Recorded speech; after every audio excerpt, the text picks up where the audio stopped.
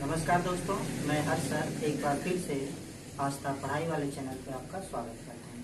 मित्रों, प्रश्नावली 3.2 का अभी कुछ शेष सवाल है, उसी सवाल को आज हम पढ़ेंगे, जिसमें प्रश्नावली 3.2 का पहले का जो दूसरा सवाल है वो कुछ इस प्रकार से है कि 5 पेंसिल तथा 7 कलम का मूल्य 50 रुपये है, जबकि 7 पेंसिल तथा 5 कलम का मूल्य 46 रुपये है। तो एक पेंसिल तथा एक कलम का मूल्य ज्ञात कीजिए, ये है। और इसमें ये सवाल कह रहा है कि इसको ग्राफी विधि से ज्ञात करना है। तो चलिए इसको सॉल्व करते हैं। सबसे पहले क्या करते हैं, देखते हैं।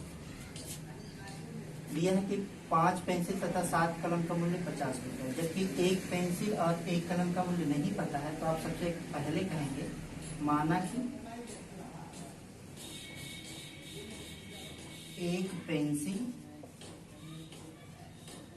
पेंसिल का मूल्य x रुपये है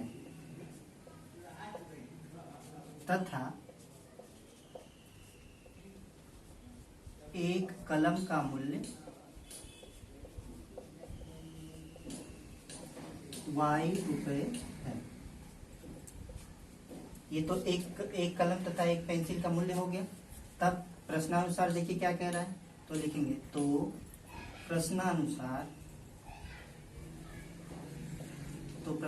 क्या कह रहा है, 5 पेंसिल, जबकि एक पेंसिल का मूल्य क्या है x रुपये, तो 5 पेंसिल का मूल्य हो जाएगा 5x रुपये, तथा एक कलम का मूल्य y रुपये दिया है, जबकि यहाँ पे कितना दिया है 7 कलम का मूल्य। तो 7 एक कलम का मूल्य y रुपये, तो 7 कलम का 7y। इन दोनों रुपए को यदि जोड़ते हैं, कुल पेंसिल और कुल कलम के मूल्य को जोड़ते हैं, तो कुल कितना रुपए वो देता है 50 रुपए। इससे आपका बनेगा समीकरण नंबर 1। तथा देखिए पुनः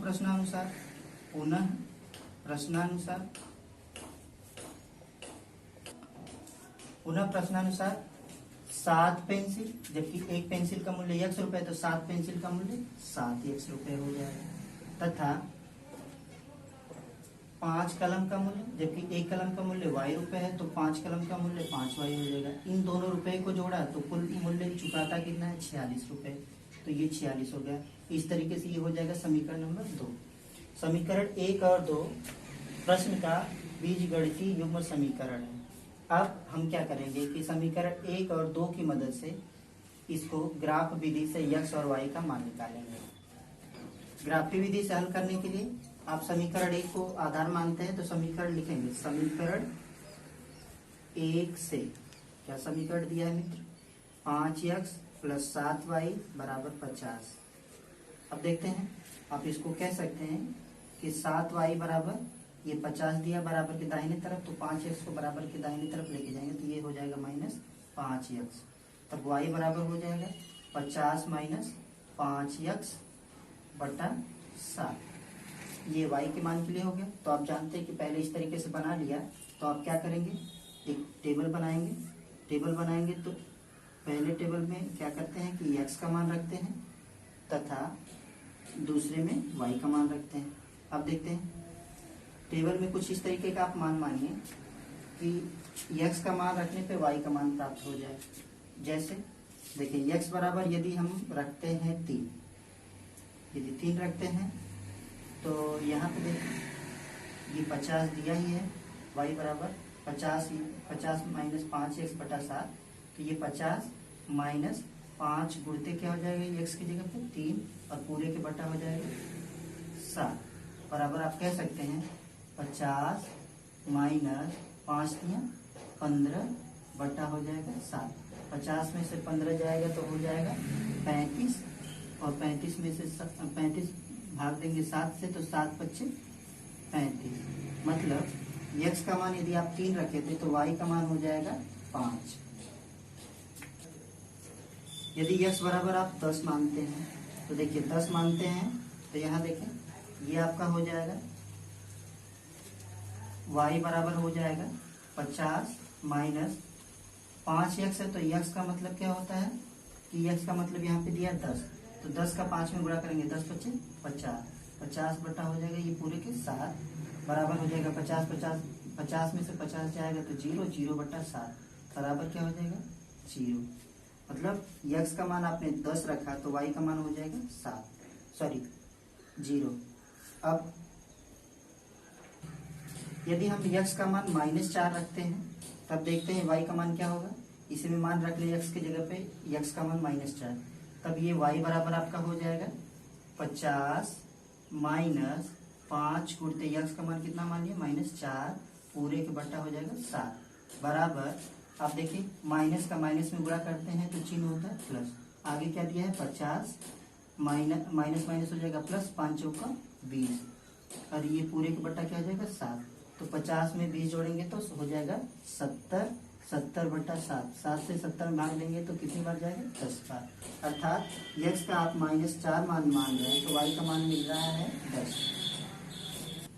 जगह कम होने की वजह से हम इस वाले को यहाँ से मिटा करके यहाँ पे लिख दिए हैं, तो इसको हम मिटा लेते हैं। और देखें आगे का सवाल हल करने के लिए मेरे पास ये जो डाटा है, ये आंकड़ा है, इस वाले आंकड़े को भी हम यहाँ पे लिख लेते हैं और लिख लेते हैं इसको सेम ऐसे उतार लें। आपने 3 माना था तो y का मान मिला था 5, आपने 10 माना था तो y का मान मिला था 0, आपने -4 माना था तो y का मान मिला था 10। ये तो पहले समीकरण से ये डाटा आया, ये आंकड़ा आया। अब देखते हैं दूसरे समीकरण को हम हल करते हैं। तो समीकरण दूसरे को हल करते हैं तो यहाँ लिखें समीकरण 2 से। समीकरण 2 से क्या दिया है 7x धन 5y बराबर 46। यहाँ देखें 7x धन 5y बराबर 46, तो इसको लिखा जा सकता है केवल 5y बराबर 46 माइनस 7x। आप और या तो इसी को लिखा जा सकता है y बराबर, यहाँ 5 गुणा के रूप में, तो इसको बराबर के बाद भेजिएगा तो 46 माइनस 7x पूरे के बट्टा हो जाएगा 5। ये तो y बराबर इतना मिला। अब फिर क्या करते हैं, इसके लिए भी एक अलग से इस तरीके से टेबल खींचते हैं। और टेबल खींचते हैं तो आप जानते हैं कि पहले में x का मान लिखते हैं तो दूसरे में y का मान। तो देखें इसके लिए भी हम 3 मान मानते हैं। यदि x का मान आप 3 मानते हैं तो देखें x का मान 3 मानते हैं तो क्या मिलता है y बराबर, ये 46 आपका दे रखा है, -7 दे रखा है, और x का मान 3 मानते हैं तो गुणते कर लेंगे 3, पूरे के बट्टा हो जाएगा 5। तो ये हो जाएगा 46 माइनस 7 तरीके 21 पूरे के बट्टा हो जाएगा 5। तो 6 में से 1 जाएगा, मिलेगा आपका 5, और 4 में से 2 जाएगा, मिलेगा 2, 25/5। ये किसका मान मिलेगा y का। तो 5 से 25 को काटेंगे तो मिल जाएगा 5, 5 × 5 = 25। मतलब x का मान आप 3 रखे थे तो y का मान मिला आपका 5। देखिए अगर x बराबर आप 4 मान लेते हैं तो 4 मान लेते हैं तो यहाँ पे मान रख लेते हैं y बराबर 46 माइनस 7 गुणते 4/5। अब ये हो जाएगा 46 माइनस 7 चौको क्या होगा 28 बट्टा हो जाएगा 5। तो यहाँ से 1 हासिल जाएगा तो ये 16, 16 में से 8 जाएगा 8, और ये बचेगा 3, 3 में से 2 जाएगा 1 बट्टा हो जाएगा 5। ये किसका मान है y का। मतलब कि अगर x का मान आपने रखा था 4 तो ये y बराबर हो जाएगा 18/5। या तो इसी चीज को कह सकते हैं 5 से 18 में भाग दें तो 5 × 15 बचेगा 3, दशमलव बार जाएगा 5 × 6 = 30। मतलब x का मान आपने 5 माना था तो y बराबर आ गया 3.6। उसी तरीके से यदि आप x बराबर 5 मान लें तो 5 मान लेंगे तो इसमें मान रखते हैं x का मान, तो इम्प्लाई दैट ये दिया है y बराबर 46 माइनस 7 गुणते 5 पूरे के बट्टा 5। ये 5 दिया है बराबर। अब देखिए यहाँ पे 46 माइनस 7 बच्चे क्या हो जाएगा 35, 35 बट्टा पूरे के 5। अब देखें y बराबर आपका हो जाएगा 6 में से 5 जाएगा 1, और 4 में से 3 जाएगा 1, 11/5। 5 से 11 में भाग देंगे तो 2 बार जाएगा, 5 दूना 10, दशमलव 5 दूना 10, मतलब 2.2। अर्थात जब x का मान आपने 3 रखा था दूसरे समीकरण के लिए तो y का मान मिला था 5, और 4 रखा था तो 3.6, और 5 रखा था तो 2.2। अब देखें समीकरण 1 तथा 2 से हमारे पास ये दो डाटा मिले, दो आंकड़े मिले हैं, इनकी मदद से हम ग्राफ खींचेंगे, क्योंकि सवाल में कह रहा है कि सवाल को ग्राफी विधि से हल कीजिए। तो ग्राफी विधि से हल करने के लिए एक ऊर्ध्वाधर रेखा खींचना और एक क्षैतिज रेखा इस तरीके से खींचना। क्षैतिज रेखा पे आप सभी जानते हैं x के मान, और ऊर्ध्वाधर रेखा जो है जिसको y डैश कहते हैं, और क्षैतिज रेखा को आप x डैश कहते हैं। तो क्षैतिज रेखा पे x का मान और ऊर्ध्वाधर रेखा पे y का मान रहता है। ग्राफ बनाने के लिए हमने ये आपको दिखा दिया है, x अक्ष और y अक्ष। इस पे क्या करते हैं, ये जो हमारे दो टेबल मिले हैं, सारणी मिले हैं, इनको हम क्या करते हैं, उस पे रखते हैं इनके मान। जैसे देखें x का मान कितना दिया है 3, तो y का मान कितना दिया है 5। तो x का मान 3 दिया है, तो आप जानते हैं कि इस मूल बिंदु से x का मान दाएं तरफ धनात्मक और मूल बिंदु से बाएं तरफ x का मान ऋणात्मक, तथा इस कटान बिंदु जिसे मूल बिंदु कहते हैं, इससे y का मान ऊपर की तरफ धनात्मक और नीचे की तरफ ऋणात्मक होता है। अब देखते हैं, यहाँ पे दिया है पहले टेबल में कि x का मान कितना दिया है 3। तो यहाँ देखें मूल बिंदु को आप 0 0 0 दिखाते हैं। तो यहाँ ओरिजिन से मतलब इस कटान बिंदु से यहाँ पे 3 इकाई ये है, तो 3 इकाई जब रखते हैं x का मान, तो y का मान कितना आता है 5। तो 5 यहाँ पे, तो 3 इकाई का जो मान है ऊपर की तरफ चलेंगे और 5 का मान यहाँ इसके सीध में चलेंगे। तो देखें ये वाला जो बिंदु है, ये वाला, ये किस बिंदु को दिखाएगा 3 और 5 को। अब देखें दूसरा है x का मान कितना चले 10 कदम, 10 कदम चलना है। तो यहाँ देखें 1 2 3 4 5 6 7 8 9 10 कदम चलना है x अक्ष पे। तो y अक्ष का मान कितना चलना है 0। 0 का मतलब होता है मूल बिंदु पे ही ये वाला बिंदु बनेगा, मूल बिंदु पे।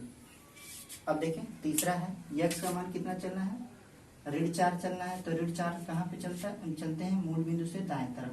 तो ये हो जाएगा -1, ये हो जाएगा -2, ये -3 और ये हो जाएगा -4। तो जब x का मान -4 चलते हैं 4 इकाई, तो y का मान कितना होता है 10। तो देखें y का मान धनात्मक है तो ऊपर जाएगा, और 10 यहाँ पे, 10 और 4 के सीध में इसमें देखेंगे इस चतुर्थांश में ये 10 और 4 के सीध में यहाँ पर ये बिंदु लगा देते हैं। यहाँ पे देखें ये बिंदु लगा देते हैं, थोड़ा सीधा करते हैं, ये -4 है, इसके सीध में ये बिंदु लगा दिए। और ये बिंदु जो लगाए हैं, इससे जो 3 बिंदु आपके मिले हैं, इनको आपस में आप क्या कर लीजिए, मिला लीजिए ऐसे करके, ऐसे। तो ये हो गया आपकी पहली रेखा, जो किस चीज से प्राप्त की है, ये पहले वाले आंकड़े से प्राप्त की, जो समीकरण 1 को बताती है। उसी तरीके से आपका जो दूसरा टेबल है, ये इससे हम क्या करते हैं, दूसरी रेखा खींचते हैं। देखिए x बराबर आप 3 रखते हैं, तो y बराबर क्या होता है 5। तो x बराबर 3 का मतलब क्या है, ये 3, तो y बराबर 5 का मतलब ये वाला बिंदु आपका मिलेगा इसके लिए, जो किसको बता रहा है 3 और 5 को। ये आपका बताएगा 10 और 0 को, और ये बताएगा -4 और 10 को। अब देखें दूसरे वाले रेखा के लिए भी यही बिंदु कॉमन है। अब उसके अलावा देखिए क्या कह रहा है, x का मान 4 इकाई चले तो y का मान 3.6 चलना चाहिए।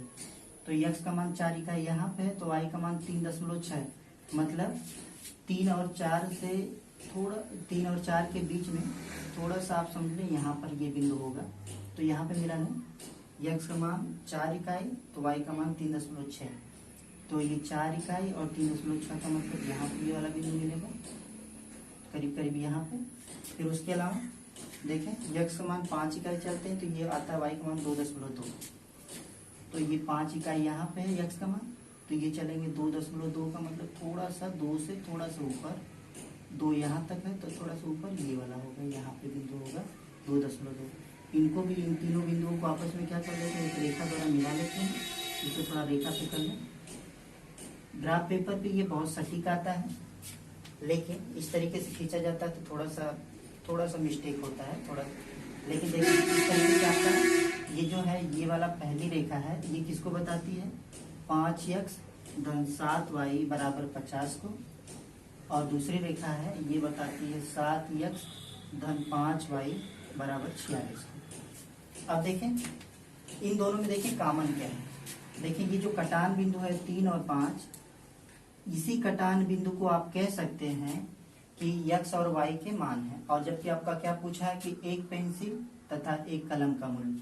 तो ये जो पहला मान होता है x अक्ष को बताता है, मतलब आप कह सकते हैं कि x बराबर क्या है 3 तथा y बराबर क्या है 5।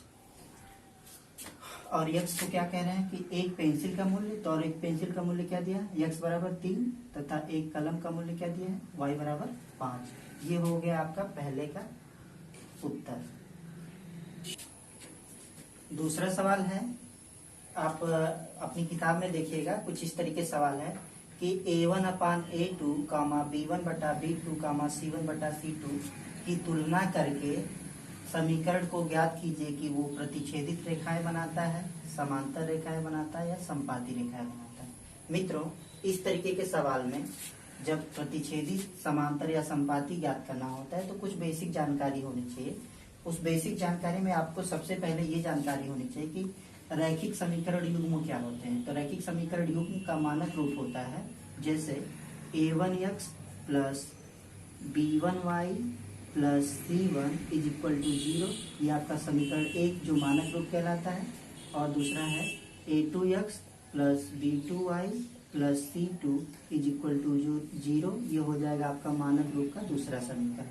अब क्या करते हैं मित्रों कि ये तो हो गया समीकरण का मानक रूप, लेकिन आप जब समीकरण 1 और 2 जो प्रश्न में दिया है उसकी तुलना आप ये दोनों समीकरण जिन्हें आप क्या कहते हैं मानक रूप, इसको लिख लें अलग से, समीकरण युग्म, रैखिक समीकरण युग्म, रैखिक समीकरण युग्म का मानक रूप। अब इस मानक रूप से आप क्या करते हैं, मुख्य मूल समीकरण की तुलना करते हैं और तुलना करने के आधार पे आप क्या ज्ञात करते हैं। सबसे पहले a1 बराबर देखिए यहाँ a1 x है तो x की जगह x के साथ क्या दिया है 5, तो ये हो जाएगा 5। उसी तरीके से y के साथ क्या दिया -4, जबकि यहाँ y के साथ b1 है तो आप कह सकते हैं कि b1 बराबर -4 और c1 बराबर यहाँ पे +8 है और ये c1 है, इसका मतलब c1 बराबर क्या है 8। उसी तरीके से दूसरे समीकरण के दूसरे मानक समीकरण से तुलना करेंगे तो x के साथ a2 है जबकि x के साथ 7 है, तो आप कह सकते हैं कि a2 की जगह पे क्या दिया है 7 और b2 की जगह पे दिया है आपका 6 और c2 की जगह पे दिया है -9। आप देखें c2 की जगह पे -9 और b2 की जगह पे क्या दिया 6। इस मानक समीकरण से आप समीकरण की तुलना कर लेते हैं और जिससे आप क्या ज्ञात कर लेते हैं a1 b1 c1 a2 b2 c2 का मान तुलना करने के आधार पर। अब देखें आपके पास तुलना करनी है किसकी, a1 अपान a2 b1 बटा b2 c1 बटा c2। तो आपके पास 3 कंडीशन है, प्रतिच्छेदित करती रेखाएं मिलती हैं कि समांतर मिलती हैं कि संपाती। तो देखिए आपको बेसिक यहाँ पे छोटी सी जानकारी दे रहे हैं, जैसे यदि a1 बटा a2 नॉट इक्वल टू आए b1 बटा b2, इस परिस्थिति में आपका होता है प्रतिच्छेदित रेखाएं प्राप्त होती हैं। कब, जब a1 बटा a2 की तुलना b1 बटा b2 से करने पर ये दोनों बराबर नहीं पाए जाते हैं, तब आपको कैसी रेखाएं मिलती हैं, प्रतिच्छेदित कर। लेकिन a1 बटा a2 बराबर b1 बटा b2 बराबर क्या है c1 बटा c2, अगर ये तीनों बराबर है तब ऐसे में आपकी संपाती रेखाएं मिलती हैं। उसके अलावा a1 बटा a2 is equal to b1 बटा b2 नॉट इक्वल टू है c1 बटा c2। देखिए नॉट इक्वल का मतलब क्या था, बराबर को अगर इस तरीके से काट लिया जाए तो ये हो जाता है नॉट इक्वल का चिन्ह, मतलब बराबर नहीं है। अब देखें इस पहली परिस्थिति में क्या होता है, प्रतिच्छेदित रेखाएं मिलती है। दूसरी परिस्थिति में क्या होता है, आपका संपाती रेखाएं मिलती है और तीसरी परिस्थिति में होता है समांतर रेखाएं मिलती है। तो चलिए इससे तुलना करते हैं। तुलना कैसे करनी है, a1 बटा a2, यहाँ देखें a1 बटा a2 करना है तो a1 का मान कितना दिया है 5 बटा a2 का मान कितना दिया है 7। a1 बटा a2 का मान तो हो गया। उसके अलावा देखें b1 का मान कितना दिया है -4 दिया है बटा b2 का मान कितना दिया है 6। अब देखें ये a1 बटा a2 का मान b1 बटा b2 के मान के बराबर नहीं है। क्यों नहीं है, क्योंकि ये 5 बटा 7 है और ये -4 बटा 6। तो आपका पहला कंडीशन क्या कह रहा है, a1 बटा a2 नॉट इक्वल टू अगर b1 बटा b2 है तब आप उसमें कैसी रेखाएं मिलती है, प्रतिच्छेदित करते हैं। तो आप लिखेंगे कि a1 बटा a2 not equal to b1 बटा b2 है, इसलिए हमें प्रतिच्छेदित करती रेखाएं प्राप्त होंगी। आइए दूसरा सवाल देखते हैं इसका।